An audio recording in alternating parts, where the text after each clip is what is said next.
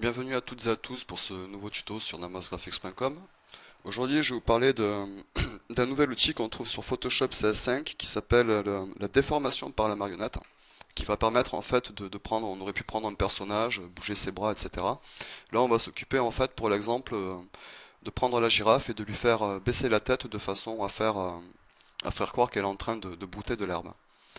Donc pour ce faire déjà on va commencer par sélectionner la girafe. Pour ceci on vient sur l'outil de sélection rapide qui se trouve ici. Ici on coche accentuation automatique. Je vais régler le pinceau sur 10 grâce à l'épaisseur ici.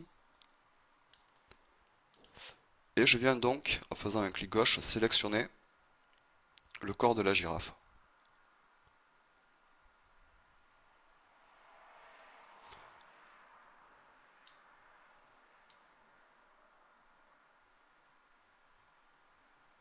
Alors on n'a pas besoin de faire un détourage vraiment parfait. Je vous ferai un tuto peut-être un petit peu plus costaud sur justement cet outil de sélection rapide qui permet de vraiment faire des détourages, surtout pour les cheveux notamment, tout ce qui est poils. Assez sympa. Donc on va rajouter ceci.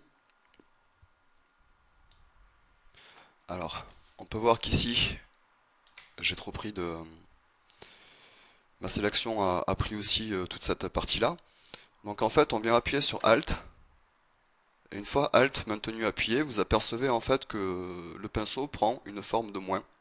Et donc en faisant un clic gauche que l'on maintient appuyé, on vient soustraire à la sélection. On va ici faire pareil, un petit moins, pour obtenir à peu près ceci.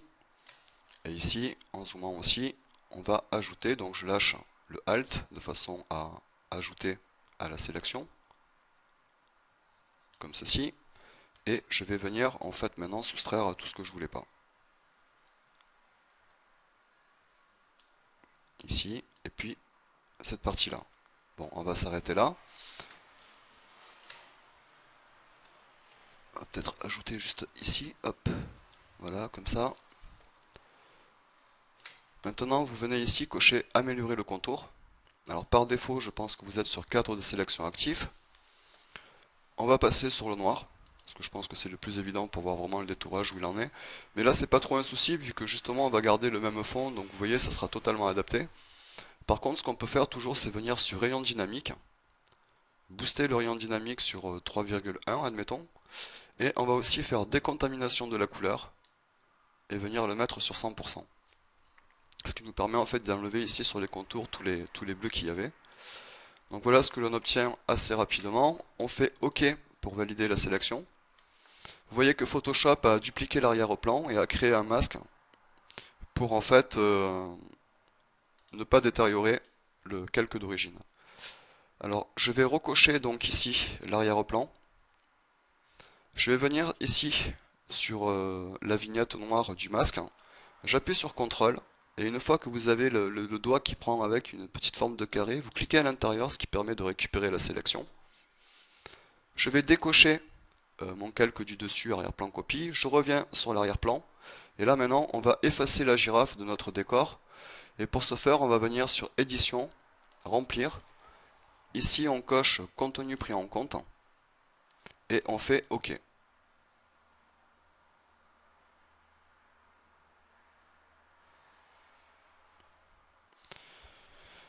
On va maintenant, bon vous voyez que c'est déjà pas trop mal, mais c'est pas tout à fait ça. Donc on va faire Sélection, Modifier, Dilater, et on va dilater la sélection. Après tout dépend de la taille de votre image. Là par exemple, moi je vais dilater de 15 pixels.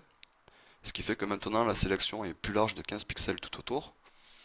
Et je vais refaire édition, euh, remplir, ou bien je fais Shift F5 qui est le raccourci, Shift ou majuscule donc, et contenu pris en compte, OK, et on refait un petit calcul.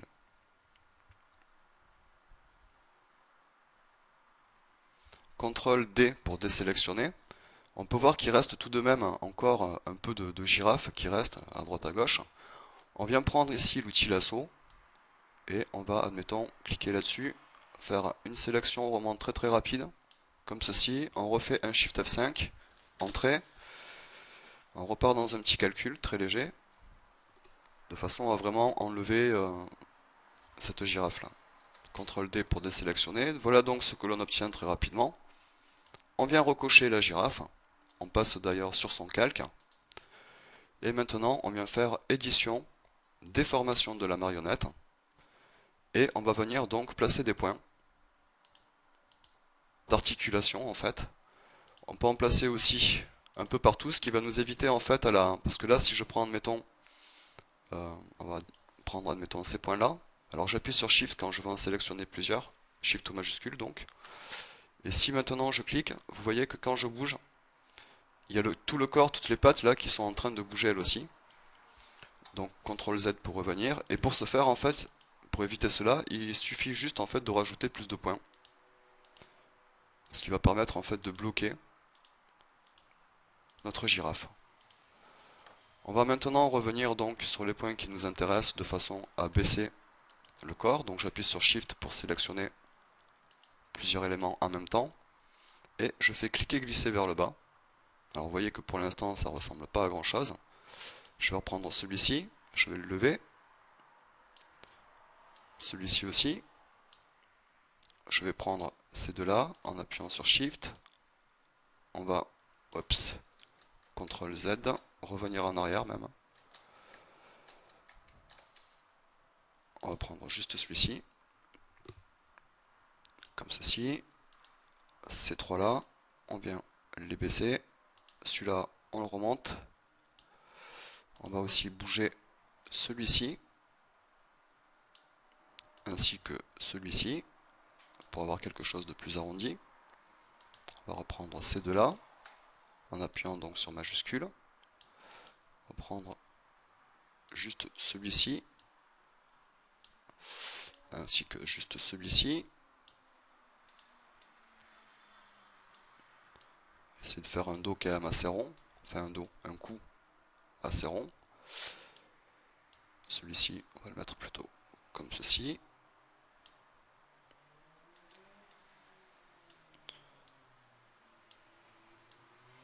Voilà, là je fais vite, hein. Après c'est à vous de travailler tout ça.